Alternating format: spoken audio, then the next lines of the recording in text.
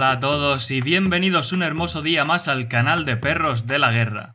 Hoy os traigo un vídeo especial para analizar desde un estricto punto de vista estratégico, logístico y táctico la célebre batalla del Abismo de Helm, un enfrentamiento entre las fuerzas del bien, encarnadas por el pueblo de Rohan, y las fuerzas del mal, representadas por la hueste de Saruman el Blanco. Súmate hoy al canal en esta decisiva batalla por la supervivencia de los hombres en un mundo que se hunde poco a poco en las sombras. Como asumo que todos, o casi todos los que estáis al otro lado de la pantalla, conocéis la historia del Señor de los Anillos, vamos a ir directos al grano. El que no la conozca, que se ande con cuidado porque obviamente vamos a hacer un montón de spoilers de la segunda parte, las dos torres. Y como nota aclaratoria, aunque de vez en cuando meteré contenido de los libros, nos vamos a centrar en lo que sucede en la batalla de la película. Así que vamos allá, y recuerda suscribirte y dejar tu like si acaba gustándote el vídeo. La capital del reino de Rohan es Edoras, donde se encuentra el castillo dorado de Medusel, hogar del rey. La ciudad está situada en esta colina, que se alza en medio de una llanura en lo que sería una posición defensiva ideal. Como la colina existe de verdad, ya que se trata del Mount Sunday en Nueva Zelanda, podemos comprobar que tiene 600 metros de elevación sobre el nivel del mar y unos 100 metros sobre la llanura circundante. Para que lo tengáis de referencia, en una localización muy parecida, los saguntinos resistieron a 8 meses de asedio frente a los cartagineses de Aníbal Barca. El problema al que se enfrentan los habitantes de Edoras es que en sus 500 años de historia no han tenido tiempo de construir nada mejor que una empalizada cutre de madera, no muy apropiada para un contexto medieval como el del Señor de los Anillos. En la parte de la puerta vemos que tiene también una base de piedra, pero no sirve de mucho si el enemigo puede atacar desde cualquier otra dirección. En defensa de los Rohirrim, diremos que en el libro la descripción de Tolkien dice literalmente: un foso, una poderosa muralla y una cerca espinosa rodean la colina. Comprendo que en la película se quedaran solo con la cerca espinosa, porque si no sería difícil de explicar por qué Theoden ordena la evacuación de la ciudad. El caso es que cuando se enteran de que Saruman, uno de los 5 magos de la Orden de los Istari, les va a atacar con su enorme ejército de Uruk-hai, no tienen más remedio que trasladarse al abismo de Helm. Aquí no os penséis que los de Rohan se esmeraron más en la construcción de las murallas, porque aunque el lugar debe su nombre al rey Helm Mano de Martillo, su origen es numenoreano, lo que significa que la fortaleza no la construyeron ellos, sino que la reutilizaron. Ciertamente, es un lugar extremadamente fácil de defender, pero todavía mucho más fácil de asediar. Para esta localización, Tolkien se inspiró en Cedar Gorge, un desfiladero que discurre entre escarpadas montañas cerca de Bristol. En nuestra película, el lugar es una ratonera, rodeada por paredes rocosas en 3 de sus lados y con una única salida que encima necesita un puente de piedra para llegar hasta el nivel del suelo, de forma que con un número bastante limitado de atacantes se podría acercar para dejarlos morir de hambre. Más adelante nos dicen que existe otro sendero que conduce a las montañas y que parte de las cavernas, lo que dependiendo de las condiciones del terreno en el otro extremo y de las distancias podría ser muy útil para traer provisiones y resistir siempre que los atacantes no lo descubran. En fin, que comienza el traslado desde Edoras hasta las montañas, un trayecto de 100 kilómetros que la columna de habitantes de Rohan consigue completar en 4 días. Esto lo sabemos porque Gandalf se va justo al inicio del viaje y regresa al 5.º día. Sobra decir que es un ritmo de marcha bastante dudoso, teniendo en cuenta que van con niños, ancianos y enfermos, y que no tienen animales de carga. Si me dijeran que tardan el doble, me resultaría muchísimo más creíble. Todas las provisiones las llevan ellos como buenamente pueden, y en muchos de los cortes de cámara vemos que casi la mitad van con las manos vacías. Fijaos, los niños no llevan nada, los soldados tampoco, esta buena anciana tampoco, y rescatando el fotograma de antes, tenemos otros 5 individuos desaprovechados en lo que se refiere al transporte de suministros. Además, salvo que el pobre hombre del carro tenga las costillas rotas, no veo razón para no echarle encima unos sacos de trigo o de patatas, para aprovechar mejor uno de los 2 o 3 transportes con ruedas que tienen. Por si fuera poco, en algunas imágenes vemos que junto con la carga están incluidos los materiales para acampar y montar tiendas, lo que reduce aún más la cantidad efectiva de suministros. Como nos dicen que solo tardan 4 días, podemos aceptar que pasando un poco de hambre conseguirán llegar a su destino. También debemos suponer que los caballos, que no son pocos, disponen de forraje y agua suficiente durante todo el trayecto, además de pastos en buenas condiciones que no hayan sido saqueados o quemados por los hombres salvajes que pactan con Saruman, los dunlendinos. Durante este tortuoso desplazamiento, la columna tiene el mismo orden que una excursión de colegio. La gente charla amigablemente, la infantería se mezcla con la caballería con los refugiados, Aquí vemos niños en la parte delantera, en filas de 3 o 4, más atrás en fila de a 1, los espacios son variables, y al hilo de lo que decíamos antes, en esta escena, fuera de esta mujer que lleva una cesta, espero que con comida, y de un hombre que hay más atrás con otra bandeja, parece que casi todos los demás van de vacío. Esta chica, por si alguien se ha fijado, lo que lleva son unas telas enrolladas para acampar o para dormir. Informado por Grima de lo penosa que será la marcha, el mago blanco aprovecha la vulnerabilidad de los habitantes de Edoras para enviar a una partida de jinetes de Wargos. A juzgar por el metraje, se diría que unos 30. Ahora bien, la distancia desde Isengard hasta el abismo de Helm es aún mayor que desde Edoras, y además los Wargos les alcanzan antes de llegar, lo que implica más kilómetros de recorrido. A caballo estaríamos hablando de un viaje de no menos de 5 días, pero como aquí tratamos con animales fantásticos y no conocemos ni su resistencia ni su velocidad, vamos a aceptar que sin apenas descanso puedan tardar en llegar la mitad de ese tiempo. A diferencia de los romanos en la batalla del lago Trasimeno, aquí Theoden tiene la precaución de avanzar exploradores para reconocer el terreno, aunque tampoco se esmera mucho, ya que son solo 2 hombres, van juntos y además parecen estar a poco más de 200 metros de la columna, en lugar de a varios kilómetros. Aún así, tienen la suerte de que consiguen descubrir el ataque con tiempo suficiente para prepararse. No gracias a la astucia de los exploradores, que no llevan ni una trompeta para avisar al resto, sino a que Legolas y los demás oyen sus gritos cuando se los comen los Wargos. Theoden llama entonces a sus jinetes al frente de la columna, una consecuencia de lo que comentábamos antes, sobre tenerlos mezclados con los refugiados, a pesar de que la línea de desplazamiento va en la dirección del enemigo. Una vez reunida la caballería, todo el equipo de la película se olvidó de que Legolas estaba en tierra, disparando flechas, y que luego aparecía luchando en la batalla sobre un caballo, lo que dio lugar a la famosa escena digital, de postproducción, en la que le suben a uno a galope tendido de una forma espectacular. Puesto que no sabemos si los Wargos son más rápidos o más lentos que los caballos, es difícil sugerir una táctica adecuada para este tipo de combate. De primera, se me ocurre que los animales carnívoros, por la manera que tienen de correr, doblando la columna, son una plataforma mucho peor desde la que poder cargar con una lanza. Fijaos que por ese motivo, sus jinetes tienen que ir de pie ya que sería imposible colocar una silla de montar. Pero a cambio, el propio animal parece ser el arma en el momento del choque. Suponiendo que una cosa compense a la otra, y que ambas fuerzas fuesen igual de efectivas como caballería de choque, la principal ventaja de Rohan sería su número. Pero en lugar de aprovecharlo, como hizo Aníbal en la batalla del Tesino, tratando de flanquear al escuadrón enemigo, Theoden ordena cargar frontalmente y sin ningún tipo de orden o formación. Este primer encontronazo entre las fuerzas de Saruman y las de Rohan es fiel al más puro estilo hollywoodiense, es decir, una carnicería en la que ni la táctica ni los comandantes juegan papel alguno. Cada hombre lucha por su vida y se las apaña como puede tratando de distinguir a enemigos de aliados. Finalmente, como bien nos informa Theoden, el enfrentamiento acaba en victoria para Rohan, con el beneficio adicional de que cada Rohirrim muerto será una boca menos que alimentar con la comida que no tienen. A su llegada a la fortaleza, Éowyn echa un vistazo a las provisiones que han sobrevivido a la marcha, y se sorprende de lo escasas que son. En realidad, la sorpresa es que haya llegado algo, pero bueno, con lo que se ve en pantalla, las aproximadamente 1000 personas que están allí apenas tienen para una escueta última cena. Claro que si todo el mundo cocina igual de mal que Éowyn, entenderíamos que la gente prefiriese pasar hambre prolongando la duración de los víveres. Descartamos la posibilidad de que llevasen semanas o meses almacenando comida en la fortaleza, ya que de haber sabido que iban a trasladarse, habrían tenido tiempo de reclutar a más jinetes o de cavar un foso frente a la muralla. Además, recordemos que hasta poco antes de tomar la decisión de marcharse, Saruman controlaba a Theoden, y más adelante es Grima el que le revela que el plan de Rohan será montar su defensa en el abismo de Helm, lo que implica que no se había hecho ningún preparativo antes. Viajamos ahora hasta la torre de Orthanc, donde Saruman, el mago blanco, ha despedido a su inmenso ejército de Uruk-hai, en una de las escenas más espectaculares de la trilogía, potenciada por la voz de Christopher Lee.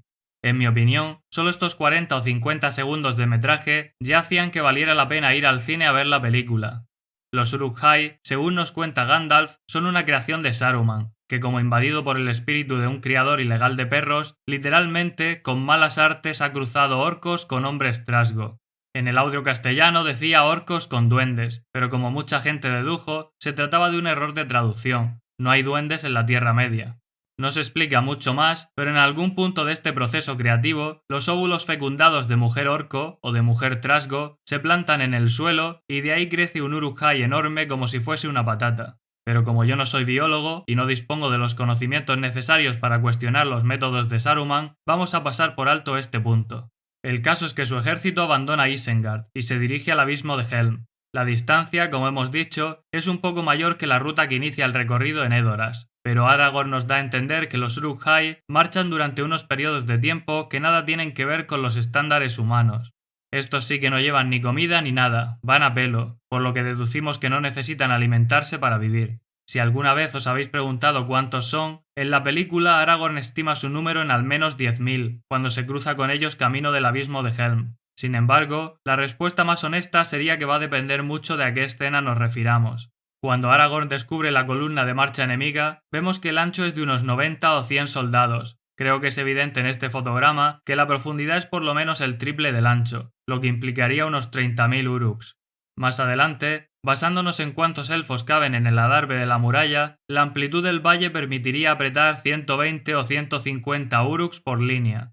Nuevamente, la profundidad de la masa de soldados es superior al ancho, lo que arrojaría una cifra de 20.000 o 30.000 efectivos. El propio Saruman, en respuesta a Grima cuando éste habla de miles, corrige su frase concretando decenas de miles.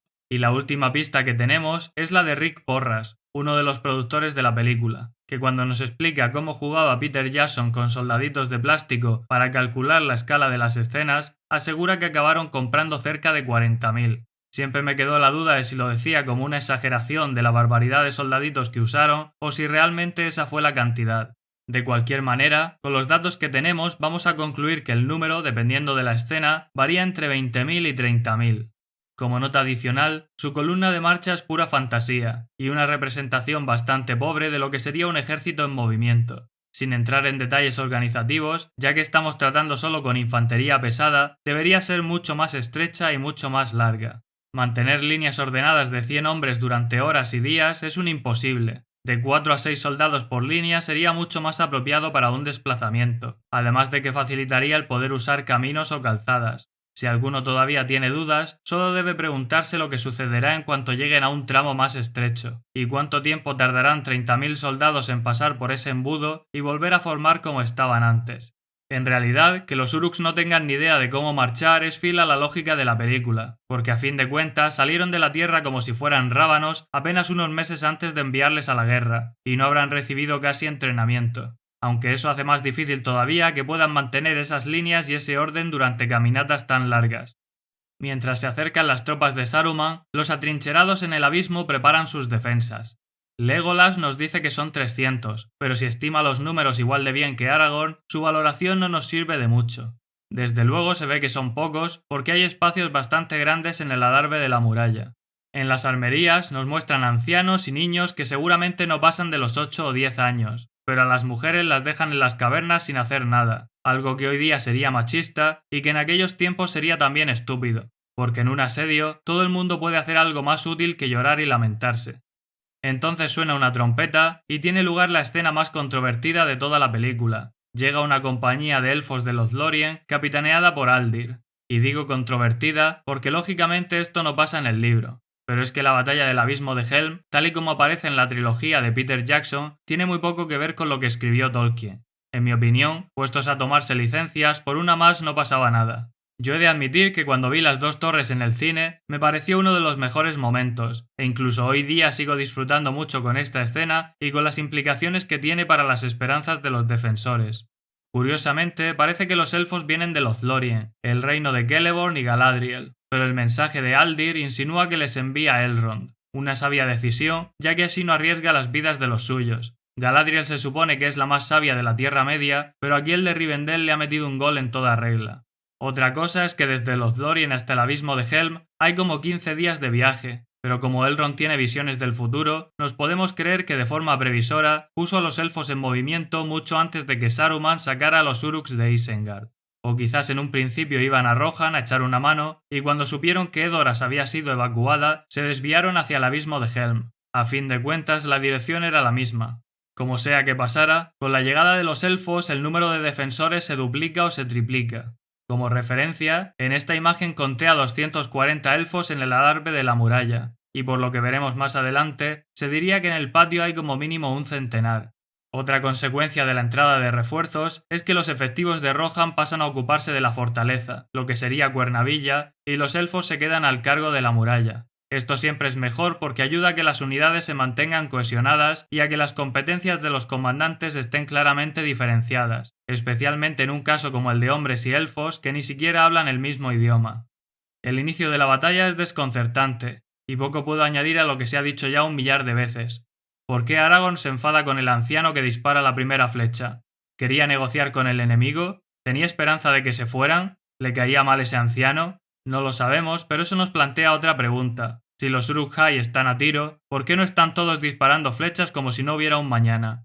En respuesta a la cuestión del anciano, Peter Jackson estaba empeñado en que quería que la batalla arrancara con un pequeño gesto, como la última gota que desborda el vaso, porque para él la referencia era la película Zulú de 1964.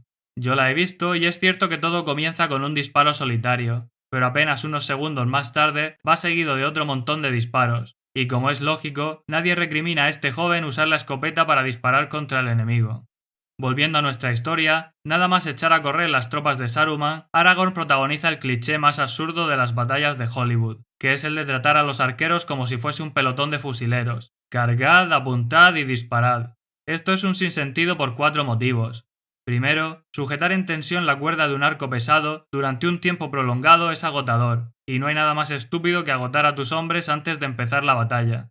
Segundo, si el arquero es capaz de disparar más rápido que lo que dice su comandante, se están perdiendo ocasiones de tiro. Tercero, si el arquero es más lento que el ritmo que marca el comandante, está disparando sin apuntar bien. Y cuarto, disparar flechas en ráfagas le dice al enemigo cuándo cubrirse y cuándo avanzar. El único motivo por el que lo vemos en todas las películas es la costumbre y la necesidad de que el comandante, en este caso Aragorn, salga en pantalla haciendo algo que parezca útil. Theoden, que le ha escuchado y le ha parecido que quedaba muy bien lo de dar órdenes a los arqueros, dice también a los suyos que disparen una ráfaga, como si hubiera un momento ideal para disparar contra una masa de 30.000 enemigos. Las murallas del abismo de Helm tienen aproximadamente 10 metros de altura y representan una defensa formidable. Además, el muro sigue una línea cóncava, algo que ya vimos en el asedio de Halicarnaso y que permite a todos los arqueros alcanzar a todos los atacantes. Fijaos que si el muro fuese convexo, como originalmente había sido diseñado por Alan Lee, los defensores tendrían ángulos muertos, desde los que no podrían alcanzar a sus enemigos. Por suerte para los de Rohan, John Howe, el otro ilustrador, que además es todo un entendido en armas medievales, recomendó hacerlo cóncavo. A pesar de todas estas ventajas, los defensores no cumplen con su cometido demasiado bien. En cuanto los Uruk-hai empiezan a colocar sus escalas, deberían centrar sus esfuerzos en quitarlas, y no en esperar a que suban tranquilamente. Es tan sencillo como usar un palo de este tipo, o cualquier cosa que se le parezca, y empujar entre 2 o 3 hombres para apartarlas y volcarlas hacia atrás, o incluso para evitar que se posen, ya que todas parecen llevar ya a un Uruk en posición.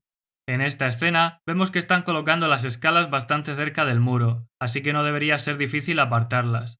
De hecho, más adelante vemos cómo Aragorn, impulsándose tan solo con sus piernas, consigue hacer justo lo que estoy diciendo sin ayuda de nadie. En algún otro corte de cámara se ve una escala caer hacia atrás, pero debería ser algo en lo que los defensores pusieran mucho más empeño. A fin de cuentas, no se van a cargar a 30.000 enemigos a flechazos. Su objetivo principal es evitar que rompan las defensas y no pretender matarlos a todos desde ahí arriba. Incluso olvidándonos de apartar las escalas, hemos visto anteriormente que los elfos son soldados eficientes, llevan armadura pesada, están bien entrenados, acumulan la experiencia de vidas inmortales y están amasados en 3 filas muy compactas. Es inexplicable que de uno en uno los Uruk-hai consiguen llegar hasta el adarve y abrir brecha en las defensas.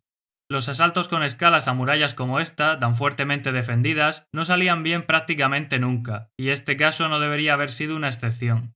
La siguiente parte del plan de Saruman es conducir un ariete hasta la puerta de la fortaleza, una acción que los Uruk-hai ejecutan en formación de Tetsudo, igual que los romanos. Entiendo que lo hacen porque queda muy bien en pantalla y no para proteger sus vidas de los arqueros, ya que cuando suben el ariete, todos los que están en los laterales van cayendo al vacío como fichas de dominó. Esto es incongruente. Si sus vidas no importan, que no formen un Tetsudo, y si sí que importan, que no los tiren al vacío.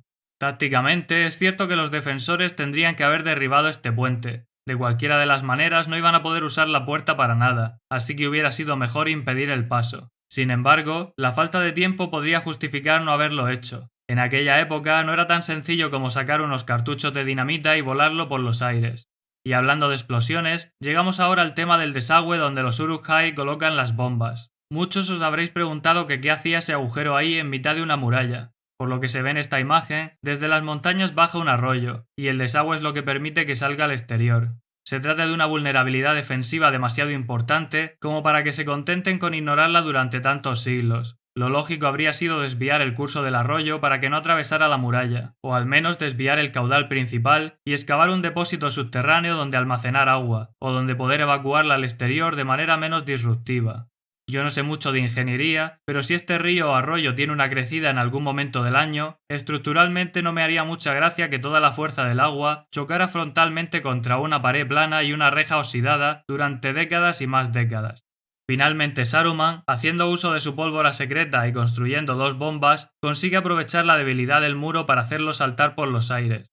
Un momento curioso es cuando Legolas intenta abatir al Uruk que lleva la antorcha para detonar los explosivos. Y es curioso por ambas partes. Por parte de los atacantes porque podrían haber hecho esto sin necesidad de imitar la ceremonia de los Juegos Olímpicos y de llamar la atención de todo el mundo. Y por parte de los defensores porque no sé qué pretendían Aragorn y Legolas matando a este Uruk. Ya hemos visto que son casi infinitos y todos llevan antorchas. Digo yo que alguno conseguirá llegar hasta las bombas.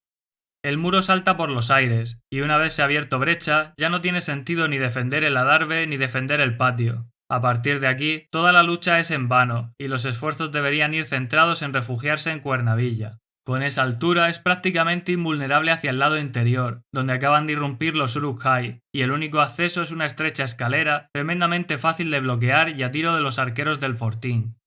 El asalto al bastión de Cuernavilla tiene 3 frentes: la escalera que sube desde el patio exterior, de la que no volvemos a saber nada, el puente donde las fuerzas de Saruman tratan de derribar la puerta con un ariete, y la muralla que nuevamente es asaltada mediante escalas. El funcionamiento de estas también es un poco particular, fijaos. La cuerda que las sujeta al adarve se dispara desde piezas de artillería que se parecen a las balistas romanas, pero que aparentemente son armas de tensión y no de torsión. Una vez se dispara el proyectil, funciona como un ancla y se queda encajado en la parte superior del muro.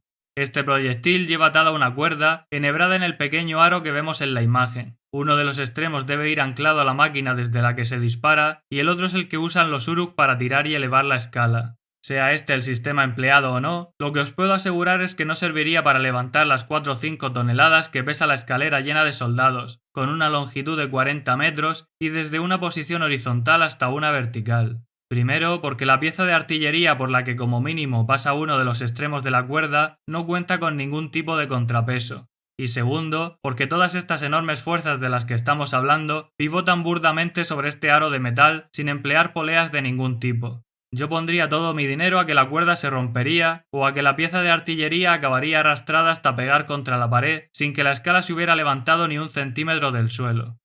Theoden, como buen comandante, baja al portón a echar una mano. Lo lógico, dada la situación, sería que se quedara por la zona para animar a sus tropas y mantener la moral alta en presencia del rey. Pero como Theoden no suele tomar muy buenas decisiones, prefiere ponerse a pelear en primera línea, entre las lanzas de sus propios hombres y las de sus enemigos. Como no podía ser de otra forma, acaba herido y en cuestión de 30 segundos se lo tienen que llevar de allí, habiendo conseguido solo desanimar a sus tropas que tienen que seguir luchando sin su rey.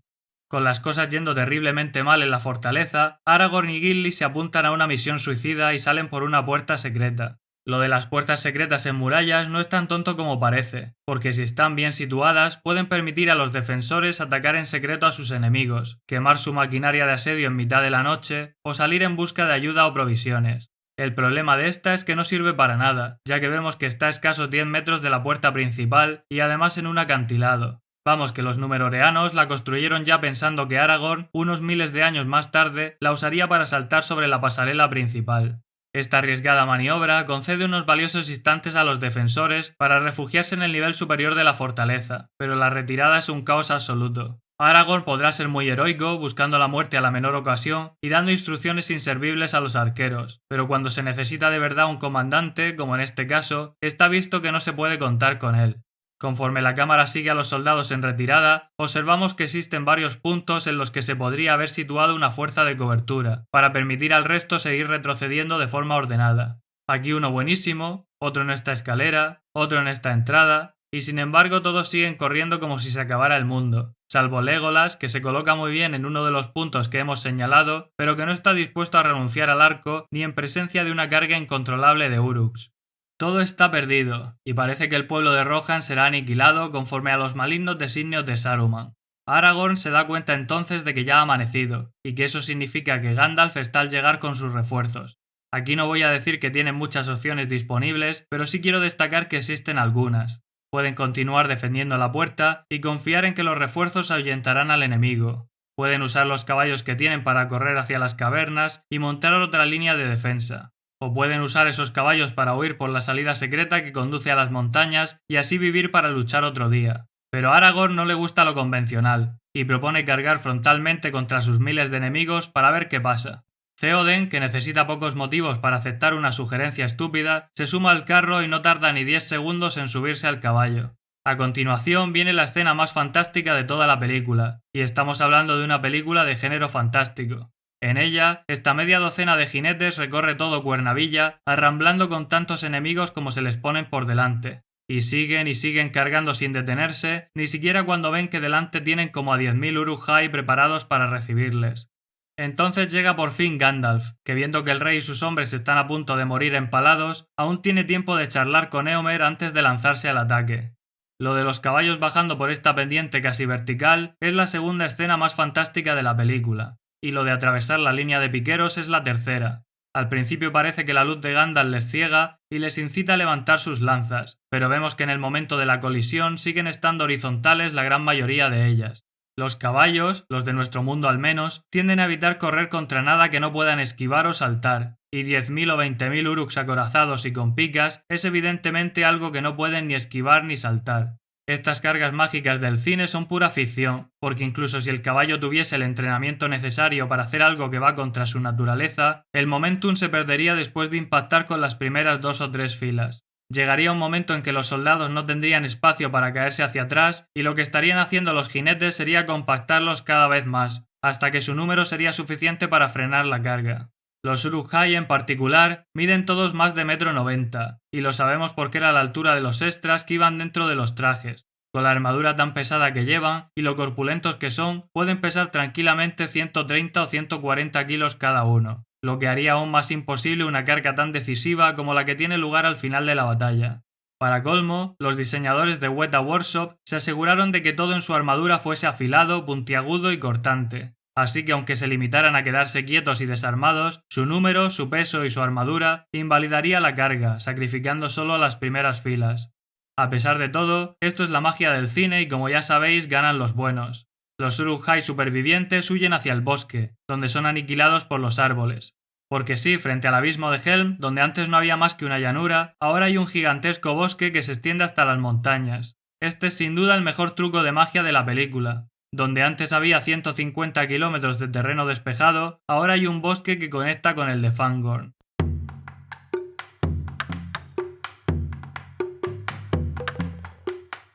Pero los problemas de Saruman con los árboles no acaban con el desplazamiento de un bosque en cuestión de minutos. En un golpe de justicia divina, el agresor se convierte en el agredido, pues los Ents, los pastores de árboles de Fangorn, se presentan en Isengard con ganas de pelea.